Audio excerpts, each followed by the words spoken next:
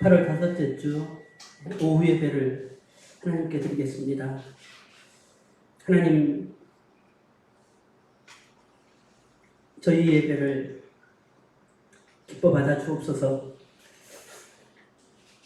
마음껏 하나님을 예배할 수 있는 그런 환경 하나님 허락하여 주시고, 그리하여 예배하는 것이 복임을 확인할 수 있도록 인도하여 주옵소서. 이 시간 저희들의 마음을 모읍니다. 정성을 모읍니다. 영으로 하나님을 예배할 때 기뻐 받으시고 온전히 하나님만 영광 받아 주옵소서. 예수님의 이름으로 기도드립니다. 아멘. 찬송가 423장 부르신 후에 김용진 집사님 기도해 주시겠습니다.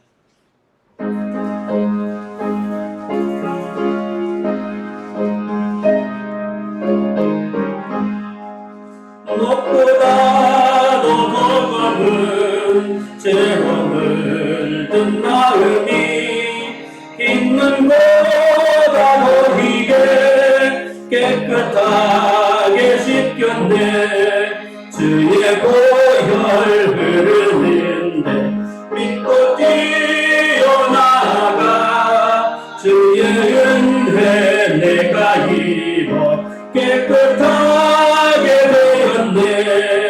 모든 의심 걱정과 두려움이 사라져 슬픈 반식 변하여 기쁨 찬송 되었네. 주의 보혈 흐르는데 믿고 뛰어나가. 주의 은혜 내가 입어 깨끗하게 되었네. 세상 부귀영화와 즐겨하던 모든 것 주를 믿는 내게는 분토만 또 못하라. 주의 보혈 흐르는데 믿고 뛰어나가. 주의 은혜 내가 입어 깨끗하게 되었네. 나의 모든 노래는 저 천국에 쌓였네. 나의 평생 자랑은 주의 십자가로다. 주의 보혈 흐르는데 믿고 뛰어나가.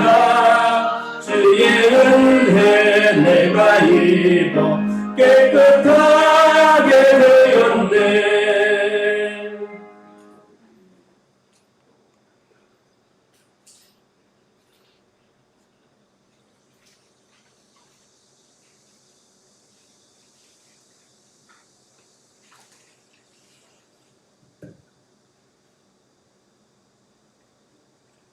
하나님 감사합니다. 작지만 이 자리를 빛내주셔서 감사합니다. 재해와 질병으로 상심 속에서 지내며 고통받는 많은 사람들을 두고 살피사 하루빨리 안정 속에서 편안한 삶을 영위할 수 있게 또한 하나님의 지혜와 은혜를 간절히 기다리는 우리를 지켜주시길 간절히 바라고 원합니다. 아버지 하나님, 이념이 다르다고 해서, 사상이 다르다고 해서 특정인을 범죄 집단으로 지칭하며 더 나아가 우리 모두에게 잘못을 떠넘기며 정치적으로 이용하는 교만한 자들을, 또한 반성 없이 정책 발목을 잡고 있는 무지한 자들을 하나님의 위엄으로 심판해 주시길 원합니다. 누구의 탓이라고 지금 서로 다투며 시간 낭비를 하지 말고 현명한 대책과 빠른 시행으로 모든 국민이 코로나 이전의 생활로 돌아갈 수 있도록 지혜를 모을 수 있게 저들을 일깨워 주시고 우리 모두가 한마음 한뜻으로 이루어 나갈 수 있도록 하나님의 크나큰 역사가 나타날 수 있도록 이끌어 주시옵소서. 법에는 권력과 모두에게 예외가 될 수 없다는 것을 하나님의 근원함을 보여주시고 이러한 상황 속에서도 하나님께 오로지 기도하며 찬양하며 기쁜 마음으로 예배 드릴 수 있는 선한 목자 교회 모든 성도가 될 수 있도록 이끌어 주시옵소서. 목사님을 비롯한 우리 모두에게 축복과 극복의 은혜를 주시길 간절히 바라며 예수님 이름으로 간절히 기도드리옵나이다. 아멘.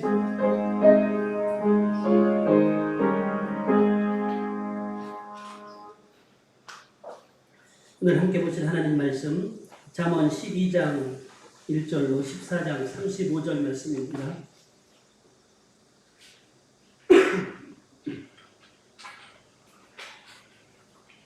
잠언 12장 1절로 4절 말씀 교독하겠습니다. 훈계를 좋아하는 자는 지식을 좋아하거니와 징계를 싫어하는 자는 짐승과 같으니라.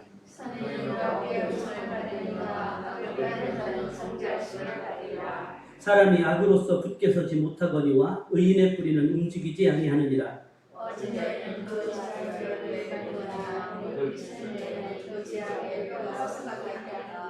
아멘. 오늘 이제 오후에 12장부터 14장까지 말씀 살펴봅니다. 오전에 그런 말씀을 드렸어요.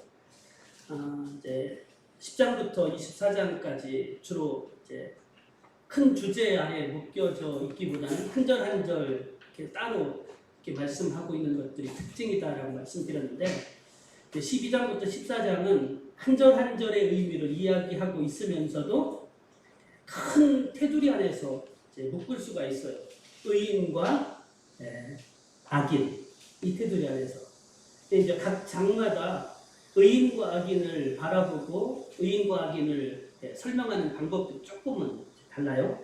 12장에서는 의인과 악인의 특징을 이야기하고 있다면 13장에서는 의인과 악인이 받게 될 보응, 그리고 14장에서는 의인과 악인의 마음, 이렇게 조금 주제를 달리해서 볼 수가 있습니다.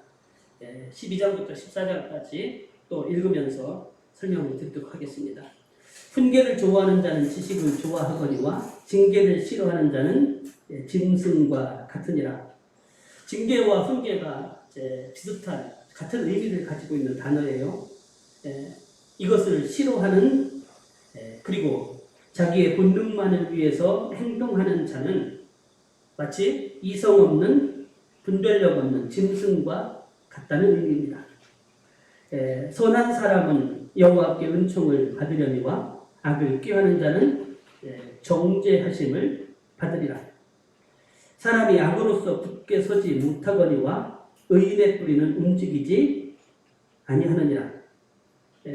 악을 행하는 자는 흔들리는 것, 뽑힌다고 말씀드렸어요. 그러나 의인은 뿌리가 단단하게 굳게 박혀서 흔들리지 움직이지 않는다 말씀하고요. 어진 여인은 지압 위에 면류관이나 욕을 끼치는 여인은 그 지압 위에 뼈가 썩음 같게 하느니라. 남편을 세우고 가정을 세우는 여인과 그렇지 못한 여인을 비교해서 설명합니다. 의인의 생각은 정직하여도 악인의 도모는 소금이니라. 의인은 생각조차 정직한 방법을, 행동을 하게 되고 악인의 도모, 악인의 분리는 속이는 것에 그 초점이 있음을 말씀합니다. 악인의 말은 사람을 엿보아 피를 흘리자 하는 것이거니와, 그러니까 상대방의 피를 흘려서라도 어떻게 해요? 자기의 이익만, 자기만 잘 되기를 그렇게 말하는데, 정직한 자의 입은 사람을 구원하느니라. 살리는 거예요.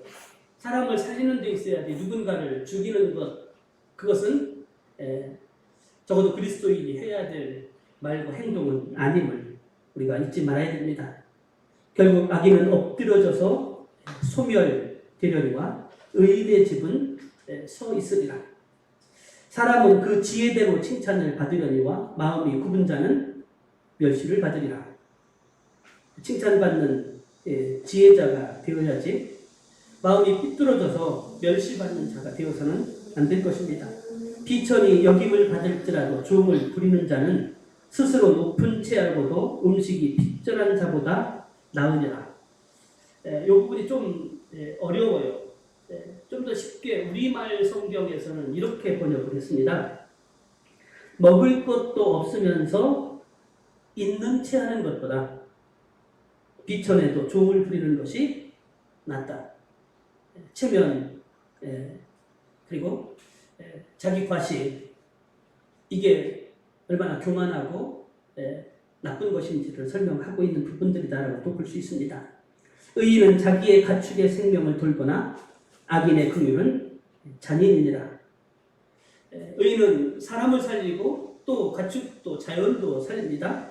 근데 악인은 긍휼을 베푼다 할지라도 결국엔 잔인한 결과를 가져오게 된다. 자기 이익을 추구하기 때문에 그렇게 설명합니다. 자기의 토지를 경작하는 자는 먹을 것이 많거니와 방탕한 것을 따르는 자, 헛된 것을 꿈꾸는 사람은 지혜가 없다라고 말씀합니다. 일하고 부지런히 씨를 뿌리는 자가 많은 것을 거두는 것이지, 헛된 꿈만을 꾸고 방탕한 생활을 하는 사람은 지혜가 없는 사람, 거두지 못하는 사람임을 말씀합니다. 악인은 불의의 이익을 탐하나 의인은 그 뿌리로 말미암아 결실하니라. 불의의 이익만을 추구하는 악인이 되어서는 안 되고, 결국 뿌리로 말미암아 결실한다는 얘기는요, 의인은 심는 거예요. 계속해서 올바른 것, 의로운 것, 하나님이 기뻐하시는 것을 심으면 결국 하나님께서 결실하게 거두게 하십니다. 악인은 입술의 허물로 말미암아 그물에 걸려도 의인은 환난에서 벗어나느니라. 악인은 입술을 잘못 놀려. 다른 성경에서 그렇게 번역했어요. 함부로 말을 하기 때문에 그물, 덫, 올가미 같은 것에 걸려요. 말을 잘못했기 때문에 그렇게 자기의 한 말로 인해서 덫에 걸리게 되죠. 그러나 의인은 환난을 당한다 할지라도 마치 말한 대로 천냥빚을 갚는 것처럼 그 말로 인해서 벗어날 수 있음을 말씀합니다. 사람은 입의 열매로 말미암아 복록에 족하며 그 손이 행하는 대로 자기가 받느니라. 입술 언어에 대해서 계속해서 이야기하고 있는 말씀이죠. 사람은 내가 어떤 말을 했는지 그 입술의 열매로 말미암아 복록에 족하며 좋은 것을 넉넉하게 얻으려. 복록이라는 표현들을 잠언서에 보면 여러 번 볼 수가 있습니다. 좋은 것을 넉넉하게 얻게 됩니다. 내가 말을 잘 하기 때문에, 좋은 말을 했기 때문에, 그리고 그 손이 행하는 대로 받느니라. 수고하고 얻어진 그것대로, 심는 대로 거두는 복을 받게 됩니다. 여기 보면요, 말도 생각도 인격도 따로 떨어진 것이 아니다라는 것들을 우리가 보게 됩니다. 하나라는 거예요. 어제 신문인가요? 제가 보니까 아벨을 평가하면서 그가 사퇴하는 것을 그의 측근도 얼마 전까지만 해도 모른다 이렇게 말하면서 일본인들은 겉으로 체면을 나타내는 것과 속마음이 다르다. 그것을 알아채기가 쉽지 않다라는 표현하는 것을 본 적이 있는데, 그리스도인은요, 언행 일치가 되어야 돼요. 우리의 생각이 결국은 말로 나오고요. 잠언서에 계속 기록하고 있죠. 입술에 쌓아두는 거예요. 내가 어떤 마음을 쌓아두느냐에 따라 그것은 결국 나오게 돼요. 생각이. 그리고 행동. 하나님과 사람 앞에 부끄럽지 않아야 돼요. 그리고 생각하고 말하고 행동하는 그것 그대로 하나님께로부터 받게 된다는 사실을 말씀을 하고 있습니다. 자기가 행한 대로 받는 거예요. 미련한 자는 자기 행위를 바른 줄로 여기나 지혜로운 자는 권고를 듣느니라. 우리가 잊지 말아야 될 것은요, 내가 아는 것이 다가 아니라는 사실이에요. 그 누구도 전부를 알 수 없고, 누구도 전부 다 진리를 말하고 있다, 알고 있다 이렇게 할 수 없어요. 우리의 지식, 우리의 정보, 그리고 우리의 판단은 늘 한계를 가지고 있기 때문이에요. 그런데 내 말과 내 생각이 진리다, 틀림없다라고 생각하는 사람은 다른 사람들의 권고와 충고를 받지 않아요. 내 말만이 바르다라고 여깁니다. 그러나 지혜로운 자는 겸손할 수 있고 다른 사람들의 권고 충고를 듣기 때문에 우리의 사고의 폭이 더 넓어지고 그리고 우리가 그릇된 길에서 돌이킬 수가 있게 됩니다. 미련한 자는 당장 분노를 나타내거니와 슬기로운 자는 수욕을 참느니라. 혈기를 그대로 드러내는 것 이거 죄예요. 성경에서는 분명히 그렇게 말씀합니다. 근데 어리석은 자는 자기의 분노, 자기의 혈기를 참지 못하고 그대로 드러냅니다. 지혜로운 자도 화를 낼 수 있어요. 화가 나기도 하고 그런 상황들을 맞기도 합니다.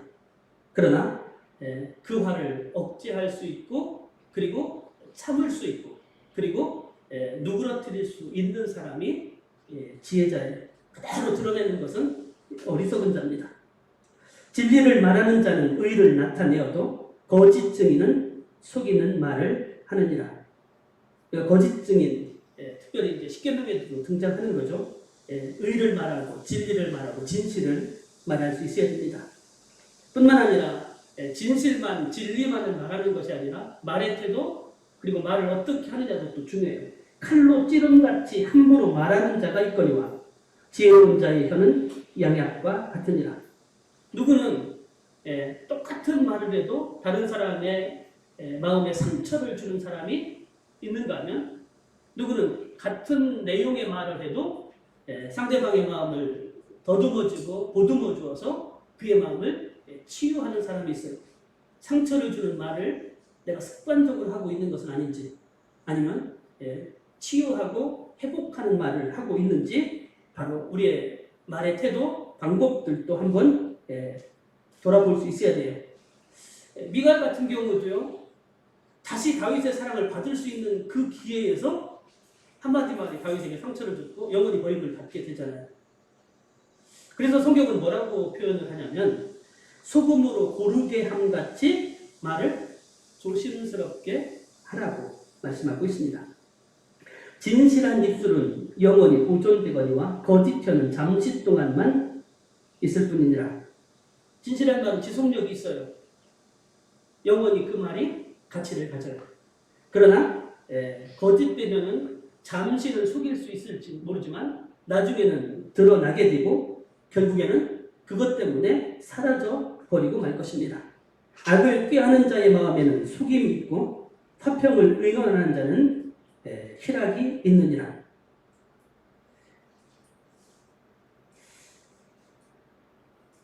기쁨을 주는 화평을 원하는 우리의 말과 행동과 태도가 되어야 됩니다. 의인에게는 어떤 재앙도 임하지 아니하리와 악인에게는 앙화가 가득하리라. 의인에게 재앙을 하나님께서 뒤에 또 나오겠지만 막아주시고 피할 길을 주셔요. 그러나 악인에게 앙화, 이것은 제약의 결과로 주어지는 슬픔, 재난, 위험, 곤경 이런 것들을 말해요. 이것은 악인에게는 이런 것들이 계속 가득 채워질 것이다 말씀합니다. 거짓 입술은 여호와께 미움을 받아도 진실하게 행하는 자는 그의 기뻐하심을 받느니라.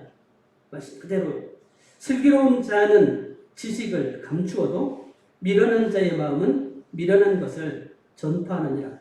뒤에도 나타나는데요. 미련한 자는요 자신의 미련한 것을 말을 통해서 또 행동을 통해서 가만히 있으면 그것들이 나타나지도 않고 숨길 수 있는데 미련한 자는 그렇게 하지 못해요. 어리석기 때문에 그것을 말로 행동으로서 나타내고 드러내고 그리고 보여지게 하고 있다. 이렇게 말합니다. 부지런한 자의 손은 사람을 다스리게 되어도 게으른 자는 불임을 받느니라. 근면한 자가 결국은 누리고 얻고 높임을 받게 돼요. 게으른 자는 결국 불임을 받게 되는 그러한 지경에까지 이름을 말씀합니다. 근심이 사람의 마음에 있으면 그것으로 번뇌하게 되나 선할 말은 그것을 즐겁게 하느니라. 한번 혹시 근심지수라는 것 여러분들 나는 어느 정도나 될까 생각해 본 적 있나요? 같은 사안, 같은 상황을 보면서 나는 염려부터 걱정부터 떠오릅니까? 아니면 기뻐하며 감사합니까? 힘들고 어려울 때 누구나 기뻐하고 감사할 수 없겠지만 그러나 근심부터 하는 것은 문제예요. 그런 말 있잖아요. 근심의 8, 90%는 실제 일어나는 것이 아니다라는 거예요. 그리고 잊지 마셔야 될 것은요. 근심하는 것도 거둬요. 내가 근심하기 때문에 그 근심을 심는 거예요. 그것도. 그리고 그 근심한 것들이 그대로 이루어지는 것을 우리가 보게 됩니다. 네. 맨날 근심하는 것 한마디로 말하면 믿음의 사람? 아니에요. 믿음이 아니라고 말할 수 있습니다. 그래서 성경은 너희 염려를 다 주께 맡겨버리라. 내일 염려는 내일 염려할 것이요 한날의 괴로움은 그날에 족하다고 예수님은 말씀하셨고요. 하나님께서는 믿으시고 의로우시기 때문에 우리에게 감당치 못할 시험당함을 허락하지 않으실 거예요. 그 일이 너무나 힘들고 어려워서 감당치 못할 상황이 놓여진다면 그것들을 피할 길을 분명히 마련해 주실 것이기 때문에 미리 너무 염려하지 않는 것이 필요합니다. 의인은 그 이웃의 인도자가 되나 악인의 소유하는 자신을 미혹하느니라.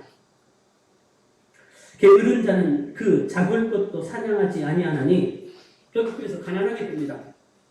이미 잡은 것도 다른 성경에 보면요. 이미 잡은 것도 요리하지 않고 사용하지 않는다. 이렇게 표현해요. 또 잡을 만한 것도 행동하지 않아서 얻지 못한다. 이런 표현들을 쓰고 있거든요.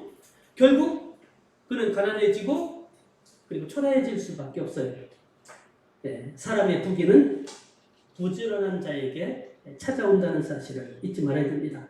공의로운 길에 생명이 있나니 그 길에는 사망이 없느니라. 공의로운 길을 걸어가면 하나님께서 생명을 얻고 누리게 하실 것입니다. 잠언 13장은 아까 말씀드렸던 것처럼 의인과 악인이 받게 될 복음, 이 관점에서 한번 보셨으면 좋겠습니다. 지혜로운 아들은 아비의 훈계를 들으나 거만한 자는 꾸지람을 듣지 아니하느니라. 훈계를 들을 수 있는 사람이 지혜로운 자예요. 부모의 어른들의 훈계를. 홈리와 비누아스 같은 경우에는 아버지 엘리 제사장의 말을 듣지 않았어요. 결국 패역한 행동들을 해요. 나중에는 전쟁이 났을 때 법궤를 가지고 가지만 그것이 저들을 지켜주지 못해요. 그때 그 법궤는 부적이에요. 우리는 하나님의 말씀, 우리에 대한 신앙을 진실로 믿음으로 여기고 믿고 따라가야지 그것이 부적처럼 사용하면 아무 소용이 없다는 사실을 잊지 말아야 됩니다. 사람은 입의 열매로 인하여 복록을 누리거니와 거의 비슷한 말씀이 반복되어지는 거죠. 마음이 괴사한 자는 강포를 당하느니라. 입을 지키는 자는 자기의 생명을 보존하나 입술을 크게 벌리는 자는 멸망이 온다. 역시 여기서 입술을 크게 벌린다라는 말이 아무 생각 없이 그냥 말하는 사람들이에요. 또는 무차별적으로 남을 비방하고 중상하는 사람들. 그런 사람은 멸망이 온다는 거죠. 혀를 제어하지 못하기 때문이에요. 성경은 이렇게 말합니다. 입술을 지키는 것이 단순히 인격만을 지키는 것이 아니라 영혼을 지키는 것이다. 말하기 전에 한 번, 두 번 생각하고 신중하게 한다면 자신을 지키는 것이고 자신의 지위를 지키고 그리고 남들로부터 존귀 여김을 받게 될 것입니다. 게으른 자는 마음으로 원하여도 얻지 못하나 부지런한 자의 마음 풍족함을 얻느니라. 마음에 게으른 사람도 가지고 싶은 거 많겠죠. 근데 행하지 않으면 얻을 수 없어요. 근데 부지런한 자는 마음에 꿈꾸고 원하는 그것들을 얻게 되고 풍족함을 얻게 될 것이다 말씀합니다. 의인은 거짓말을 미워하나 악인은 행위가 흉악하여 부끄러운 데에 이르느니라. 정직한 것, 거짓말하지 않는 것, 의로운 사람의 행위입니다. 근데 악인은 거짓말하며 행위까지도 흉악하기 때문에 수치와 부끄러움을 당하게 될 것입니다. 공의는 행실이 정직한 자를 보호하고 악은 죄인을 패망하게 하느니라. 스스로 부한 채하여도 아무것도 없는 자가 있고 스스로 가난한 체하에도 재물이 많은 자가 있느니라. 사람의 재물이 자기의 생명의 숙전일 수 있으나 가난한 자는 협박을 받을 일이 없느니라. 가난한 자는 돈 때문에 협박받을 일은 없을 것이다. 이렇게 말씀합니다. 의인의 빛은 환하게 빛나고 악인의 등불은 꺼지느니라. 반대적인 개념을 말씀하고 있죠. 교만에서는 다툼만 일어날 뿐이라 권면을 듣는 자는 지혜가 있느니라. 교만한 사람들이 함께 모이면 자기의 말이 자기의 뜻이 옳다고 하니까 다툼만 있어요. 근데 권면을 듣는 자, 지혜로운 자, 겸손한 자는 지혜가 있는 사람이라고 말합니다. 망령되이 얻은 재물은 줄어가고 손으로 모은 것은 늘어가느니라. 근데 불로소득 이게 결국 복이 되지 못해요. 행복하지 못해요. 로또 당첨된 사람들이 결과가 어떤지 통계 보신 적도 있죠? 우리가 수고해서 땀 흘려서 얻은 것이 복이 되고 은혜가 된다는 사실을 잊지 말아야 됩니다. 이 부분을 이제 우리말 성경은 이렇게 번역했습니다. 부정하게 얻은 돈은 점점 없어지지만 수고에 모은 것은 더 늘어난다. 이렇게 표현했고, 표준 세번역 성경은 쉽게 얻은 재산은 줄어드나 손수 모은 재산은 늘어난다. 이렇게 번역해서 재물을 어떻게 모으는 것인가도 중요한 것임을 설명하고 있습니다. 소망이 더디 이루어지면 그것이 마음을 상하게 하거니와 소원이 이루어지는 것은 곧 생명나무니라. 여러분들 소원을 가지고 있나요? 꿈과 비전이 있나요? 이게 없는 사람도 문제예요. 그러면 인생을 허비하고 낭비할 수밖에 없어요. 유혹에 흔들릴 수밖에 없어요. 근데 그 소원을 마음에 두고 꿈꾸면서 그 소원이 이루어질 때마다 기뻐하고 감사하는 사람, 행복하고 즐거운 거예요. 오늘 본문에서 표현하고 있는 것들은 바로 그거예요.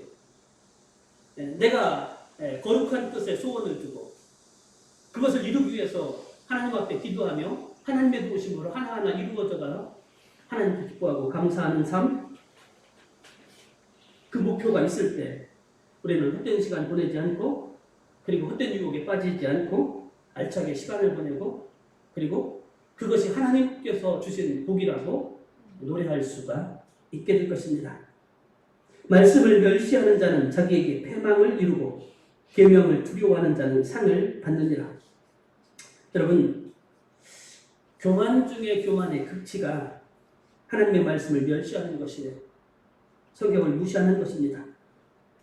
오늘날 다분히 성경을 무시하는 풍조가 많이 이곳저곳에서 일어나고 있습니다. 옛날 오늘의 시대를 반영하지 못한다라고 말하고 있어요. 그리고 얼마든지 대체할 수 있는 것, 그리고 그것을 오늘의 시각으로 자기의 입맛에 맞게 변경하는 것도 여러 곳에서 볼 수가 있습니다. 또는 성경보다 오늘은 성령 시대, 성령의 은사가 더 중요하다라고 강조하는 경우도 많이 있어요. 그러나 잊지 말 것은 세상 그 어느 것도 성경을 넘어설 수 없다는 거예요. 성경의 가치를 앞설 수 없다는 사실을 우리가 잊지 말아야 돼요. 성경, 그것이 우리의 신앙의 캐논, 표준, 그 사실을 우리는 결코 잊지 말아야 돼요. 지혜 있는 자의 교훈은 생명의 셈이니 사망의 그늘에서 벗어나게 하느니라. 지혜 있는 자의 교훈, 생명의 셈으로 인도함을 말씀합니다. 선한 지혜는 은혜를 베푸나 사악한 자의 길은 험하니라. 때때로 힘들고 어려워도요, 우리가 바르게 길을 걸어갈 필요가 있어요. 쉽고 편하다고 해서 자꾸 꾀를 내고 옳지 못한 방법을 택하면 그것이 당장은 이로울 것처럼 보이나 그것이 결코 하나님께 복이 되지 못해요. 우리가 야곱의 경우를 보면 그 사실을 알 수 있습니다.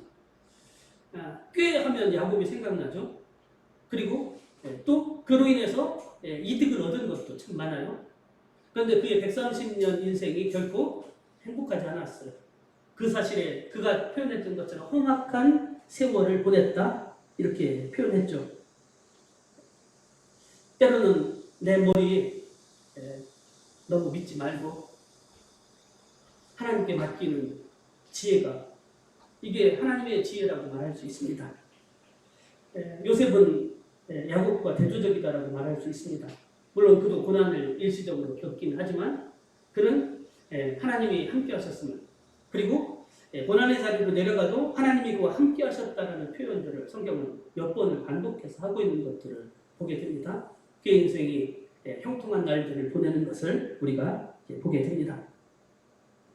사악한 자의 길은 험할 수밖에 없음을 잊지 말아야 됩니다. 무릇 슬기로운 자는 지식으로 행하거니와 미련하는 자는 자기의 미련한 것을 나타내느니라. 아까도 말씀드렸죠. 미련한 자는 말로든 행위로든 자기의 미련한 것들을 나타낼 수밖에 없어요. 악한 사자는 재앙에 빠져도 충성된 사신은 양약이 되느니라. 사자가 훨씬 더 강해요. 그런데 악하면 재앙에 빠질 수밖에 없습니다.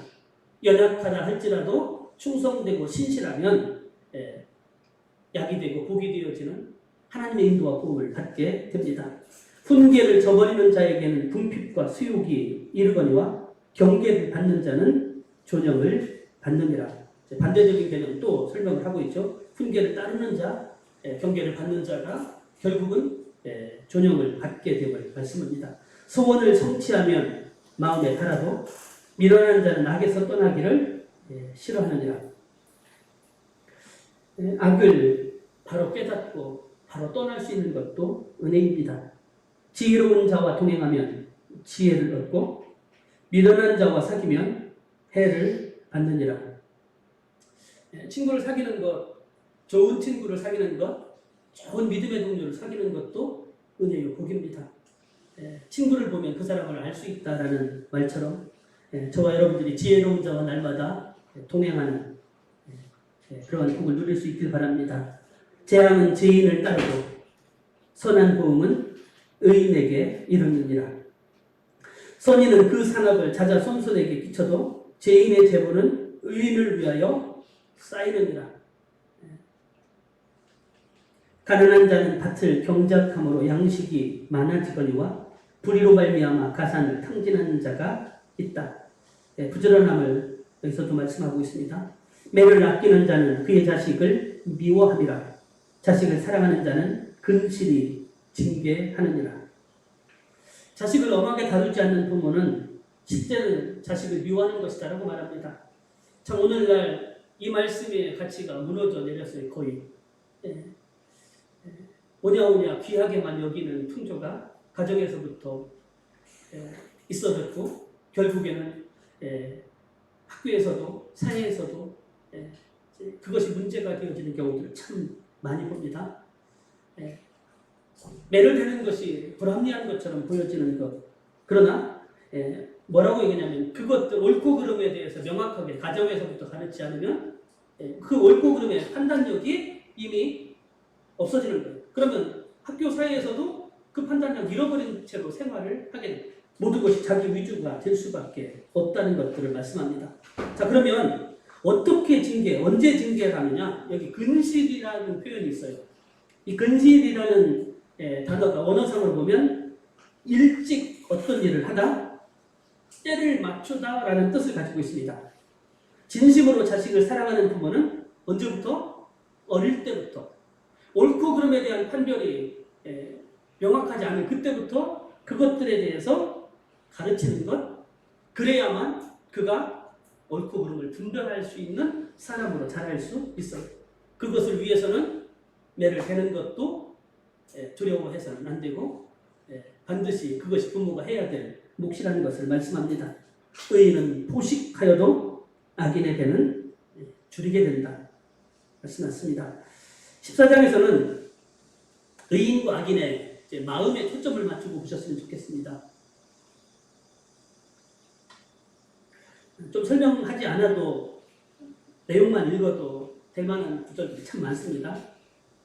지혜로운 여인은 자기 집을 세우되 미련한 여인은 자기 손으로 그것을 얻느니라. 정직하게 행하는 자는 여호와를 경외하여도 패역하게 행하는 자는 여호와를 경멸하느니라. 미련한 자는 교만하여 입으로 매를 자청하고 지혜로운 자의 입술은 자기를 보존하느니라. 소가 없으면 구유는 깨끗하거니와 소의 힘으로 얻는 것이 많으니라. 그렇죠? 없으면 구유 깨끗해요. 구유 치울 일이 없으니까. 있으면 지저분하죠. 근데 없으면 소 때문에 얻게 되는 유익도 버려야 돼요. 신실한 증인은 거짓말을 아니하여도 거짓 증인은 거짓말을 했느니라. 거만한 자는 지혜를 구하여도 얻지 못하거니와 명철한 자는 지식 얻기가 쉬우니라.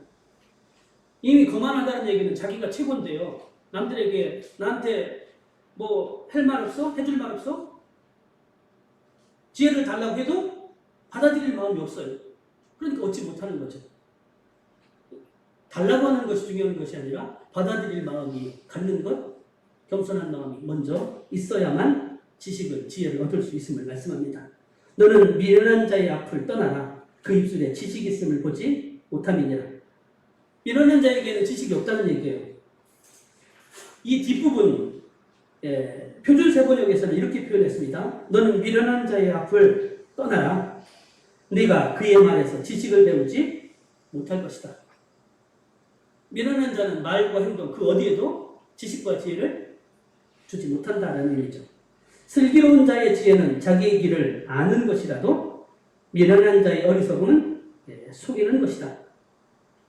자, 미련한 자는요 어떻게 생각하냐면 내가 저 사람을 이렇게 해서 속였다라고 얘기해요. 그런데 결국에는 자기가 속아요. 이게 미련한 자예요. 남을 속인 줄 아는데 결국 그것이 자기를 속이는 결과를 가져오는데 그것조차 모른다. 미련한 자다. 자기를 속이는 것이다 라고 말합니다. 미련한 자는 죄를 심상히 여겨도 우습게 하찮게 여긴다는 거예요. 죄를.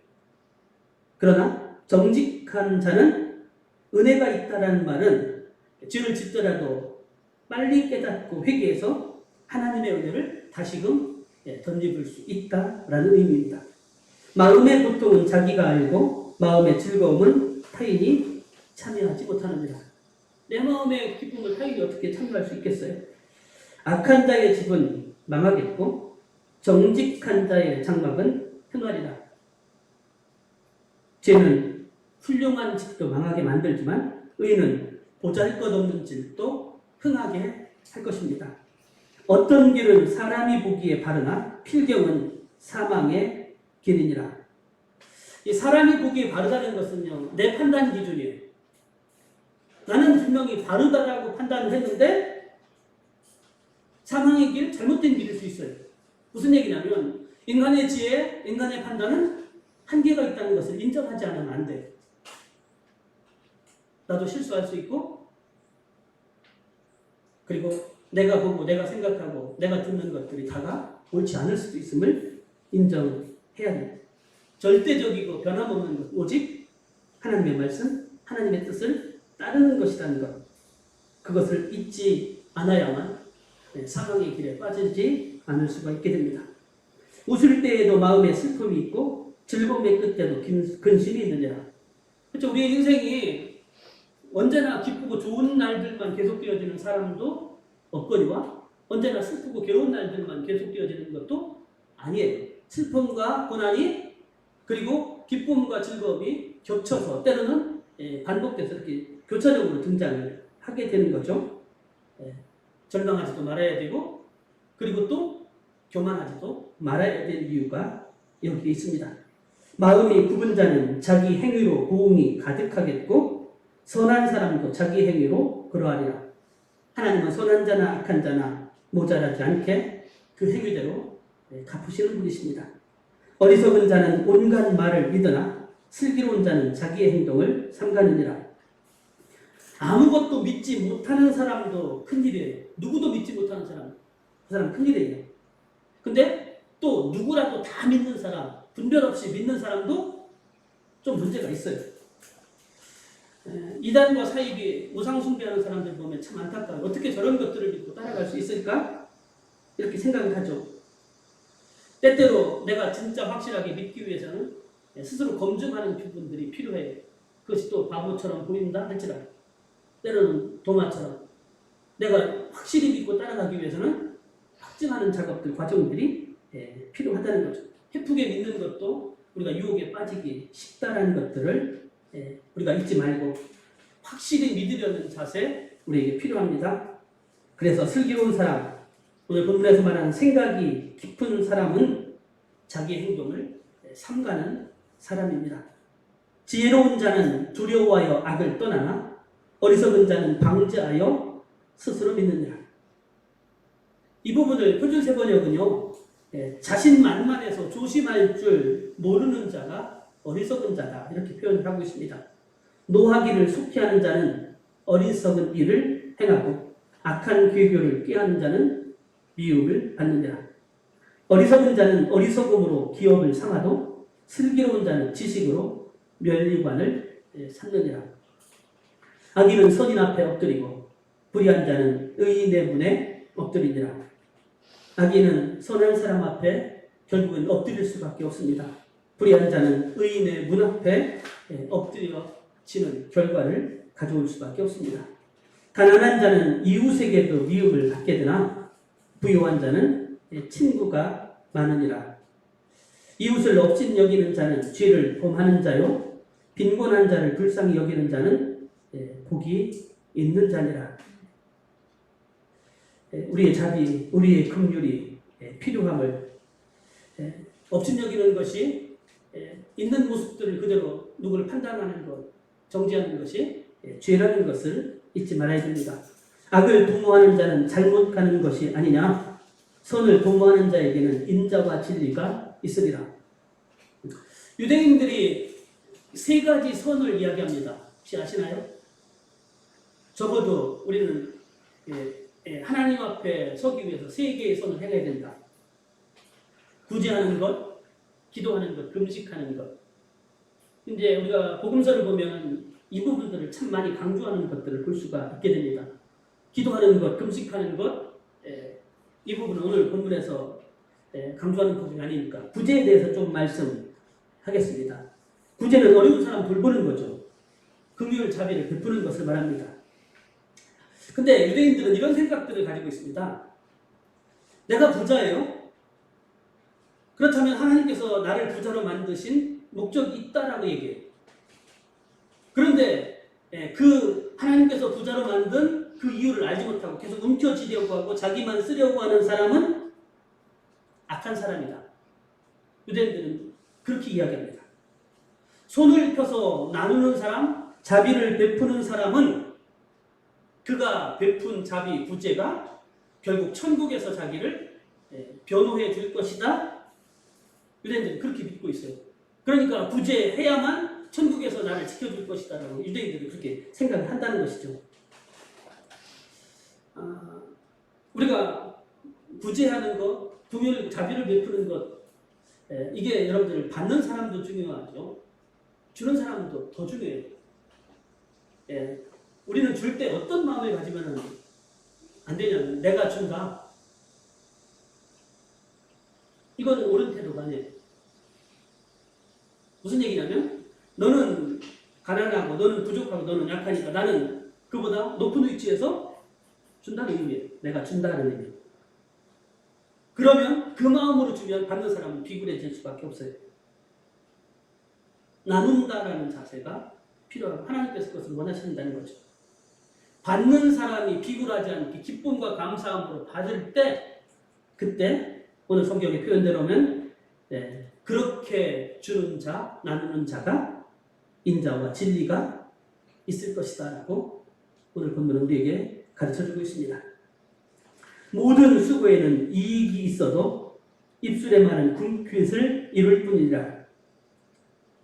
수고하고 땀 흘리는 사람은 얻어져요. 이익이 있어요. 그러나 수고하지 않고, 공동번역은 이렇게 표현합니다. 수고하지는 않고 입만 놀리는 사람은 가난을 불러온다. 말만 하면 안 된다는 것이죠.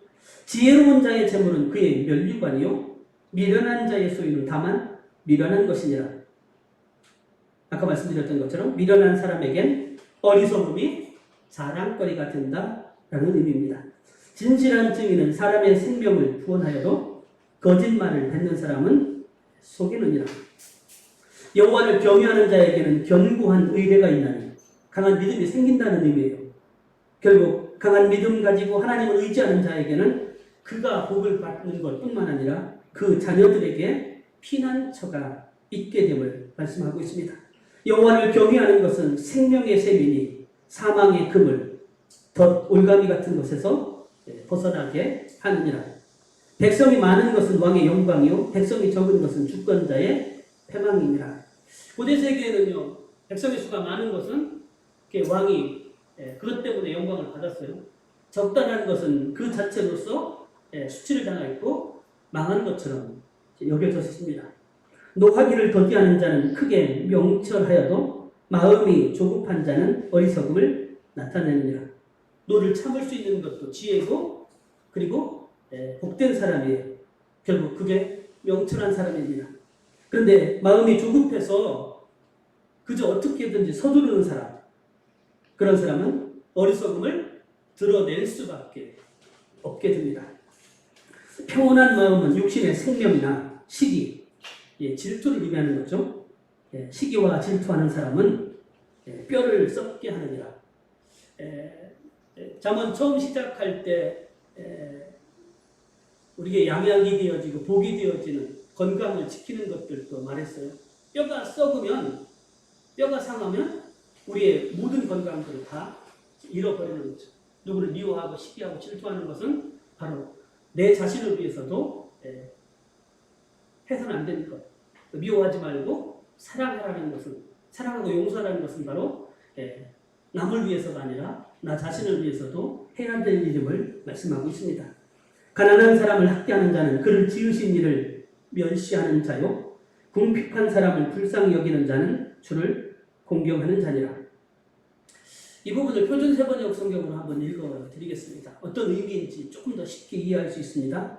가난한 사람을 억압하는 것은 그를 지으신 분을 모욕하는 것이지만 궁핍한 사람에게 은혜를 베푸는 것은 그를 지으신 분을 공경하는 것이다. 사람은 누구나 다 존귀해요. 하나님이 지으신 바로 나와 똑같은 사람이라는 것을 잊지 말아야 됩니다. 악인은 그의 환난에 엎드러져도 의인은 그의 죽음에도 소망이 있느니라. 표준 세번역은 악인은 자기의 악행 때문에 넘어지지만 의로운 사람은 죽음이 닥쳐도 피할 길이 있다. 의로운 사람에게 피할 길을 내시는 하나님의 은총을 입게 되기 때문입니다. 지혜는 명철한 자의 마음에 머물거니와 미련한 자의 속에 있는 것은 나타나느니라. 지혜는 명철한 사람의 마음에 머물고 미련한 사람의 마음에는 표준세번역에서는 알려지지 않는다. 그리고 공동번역에서는 사람들 품에서 천대를 받는다. 이렇게 표현을 했습니다. 오늘 저와 여러분들의 마음속에 삶 속에 지혜가 머물러야지 천대받고 그리고 속고 속이는 어리석은 자의 삶을 우리가 미련한 자의 삶을 살아서는 안 될 것입니다. 공의는 나라를 영화롭게 하고 죄는 백성을 욕되게 하느니라. 어느 민족이나 정의를 받들면 높아지고 어느 나라나 죄를 지으면 수치를 당한다라는 의미입니다. 슬기롭게 행하는 신하는 왕에게 은총을 입고 욕을 끼치는 신하는 그의 진노를 당하느니라. 슬기롭고 지혜로운 신하는 왕에게 사랑을 받고 은혜를 입어요. 그러나 욕을 끼친다, 수치스러운 일을 해는 이러한 신하는 왕의 진노를 피할 수가 없게 됨을 말씀합니다. 오늘 12장부터 14장까지 말씀을 함께 살펴보았습니다. 여기 보면 의인과 악인, 이게 가장 큰 주제에 대조해 있어요. 뿐만 아니라 지혜로운 자와 어리석은 자, 그리고 슬기로운 자와 미련한 자, 끊임없이 상반된 두 가지를 비교하고 또 비교했습니다. 우리는 그 상황들 속에서 어떤 선택을 해야 하는 거죠. 우리가 선택하는 상황들을 참 많이 만납니다. 우리 인생을 살면서. 근데 여러분들 대부분의 경우에 있어서 객관식 뭐 사지선다, 오지선다처럼 그렇게 많은 것 중에 선택할 때 고민하셨나요? 대부분의 경우에서는 두 가지 중에 하나 선택할 때 참 많았어요. 자, 근데 4개, 5개 중에서는 헷갈릴 수 있지만요. 2개 중에서라면 명확해야 돼요. 둘 중에 옳고 그름을 명확하게 분별할 수 있어야만 지혜로운 자라고 말할 수 있습니다. 어떤 사람은 잠언을 매일 한 장씩 읽는다고 해요. 1일에 1장 이렇게 하면서 잠언을 많이 읽으면 지혜를 얻을 수 있습니다. 어떤 일들을 선택할 때 훨씬 더 빨리 판단할 수 있는 은혜를 잊게 되어져요. 물론 그 모든 상황들이 우리가 만나는 선택의 상황들과 맞는 것은 아니지만 그러나 지혜를 보고 깨닫는 방법들 그리고 그 틀들을 우리가 얻을 수가 있게 돼요. 우리의 인생은 한마디로 말하면 여기까지 온 것도 그동안 수만 번의 선택을 해서 여기까지 왔어요. 오늘의 나는 과거에 내가 어떻게 선택하고 행동했는지에 따라서 내가 여기 있는 거죠. 미래의 나도 마찬가지일 거예요. 우리의 과정들 속에서 어떤 선택을 하느냐에 따라서 미래의 나는 정반대의 길을 걸어갈 수도 있습니다. 어떤 선택을 하시겠습니까? 우리 앞에도 앞으로도 수없이 많은 선택의 기로들이 나타날 겁니다. 그때 먼저 하나님의 지혜를 구할 수 있기를 원합니다. 하나님, 어떻게 선택했으면 좋겠습니까? 예수님이라면 어떻게 하실까? 먼저 하나님의 뜻을 구하고 그리고 의로운 길, 조금 힘들고 어렵더라도 바른 길, 그 길을 선택할 수 있는 그 사람이 지혜자예요. 왜냐하면 반드시 의롭고 바른 길을 걸어가면 하나님께서 그것의 열매를 거두게 하실 것이고 이 사실이 믿어지는 사람은 어렵고 힘들어도 바른 길을 선택할 수 있어요. 그러나 하나님이 그렇게 심는 대로 거두게 하신다는 사실들이 믿어지지 않으면 우리는 당장 눈에 보이는 좋은 것, 쉬운 것, 편한 것을 선택할 거예요. 결국 선택의 순간에 우리의 선택을 좌우하는 것은 하나님에 대한 분명한 내 믿음이에요. 바른 길, 하나님이 기뻐하시는 길, 의로운 길을 선택함으로 결국 하나님께서 거두게 하시고 누리게 하시는 복, 나뿐만 아니라 후손들에게까지도 영원히 흔들리지 않은 은혜와 복을 받아 누리시는 저와 여러분들의 복된 삶이 이 한날에도 이 한 주간에도 있어 주시기를 주님의 이름으로 축원합니다. 하나님 감사합니다. 의인, 악인 단순하게 바라보면 우리가 어떤 길을 걸어가야 될지 선택해야 될지 명확합니다. 그러나 삶의 상황들, 순간들 가운데서 때로는 그것이 명확하게 보이지 않을 때도 있고 악인의 길이 눈에 보이고 더 좋아 보이고 그리고 그러한 유혹이 우리에게 찾아올 때도 있습니다. 하나님, 바라옵고 원하옵기는 우리가 인생의 삶에 그 어떤 선택의 순간이 다가온다 할지라도 하나님의 뜻을 먼저 구하게 하시고 주님이 기뻐하시는 그 길을 선택하게 하시고 그리고 의롭고 바른 길, 하나님 기뻐하시는 그 길을 선택함으로 하나님이 부어주시는 은혜와 복을 누리며 살아갈 수 있는 거룩한 백성들, 자녀들 되게 하여 주옵소서. 너무나 힘들고 어려운 나날들 이 시대를 살아갈 때 하나님 저희들에게 용기를 주시고 새 힘을 주시고 우리의 마음이 우울하지 않고 기뻐하며 감사하며 즐겁게 하시고 하나님께 믿고 맡기며 찬송하며 걸어갈 수 있는 승리의 발걸음이 될 수 있도록 하나님 저희들을 붙들어 주시고 인도하여 주옵소서. 예수님의 이름으로 감사하며 기도드리옵나이다. 아멘. 교회 소식 주보를 참고해 주시기 바랍니다. 그런 것 같아요. 제가 보니까 갈수록 여러분들의 얼굴에서 웃음이 줄어드는 것 같아요. 좀 믿고 맡기고 감사하며 어떤 결과가 오더라도 하나님께서 선한 길로 인도하실 것을 기대하며 그 믿음 흔들리지 않았으면 좋겠습니다. 하나님이 함께 하시는 놀라운 은총들을 믿음으로 받고 헤쳐나갈 수 있는, 그래서 평강과 기쁨이 넘치는 저와 여러분들 가정들이 되실 수 있기를 바랍니다. 찬송가 284장 부르시고 축도함으로 예배 마치겠습니다.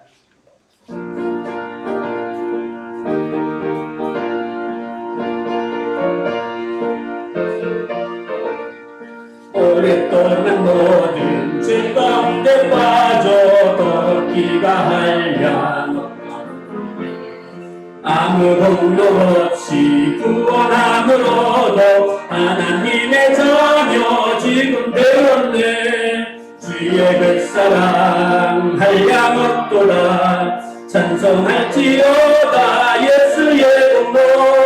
주의 그 사랑 한량 없도다 찬송할지어다 예수의 공로. 주의 보혈로서 정결하게 씻겨 죄악에서 떠난 놈이 되었고 세상 근심들은 간 곳 없어지니 하나님의 빛이 영화롭도다. 주의 뱃사랑 한량 없도다 찬송할지어다 예수의 공로. 주의 뱃사랑 한량 없도다 찬송할지어다 예수의 공로. 죄의 깊은 잠과 뜬 세상의 꿈을 어서 깨어나라 나의 친구여. 은혜 받은 날과 구원 얻을 때가 즐거운 세상에 선포되었네. 주의 그 사랑 한량 없도다 찬송할지어다 예수의 공로. 주의 그 사랑 한량 없도다 찬송할지어다 예수의 공로. 아멘.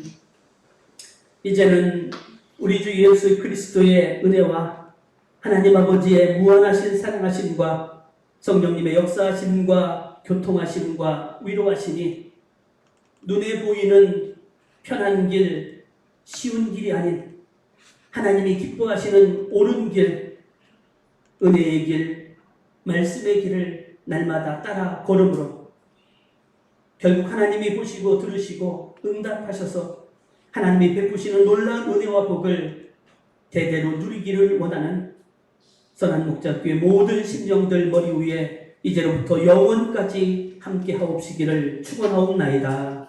아멘.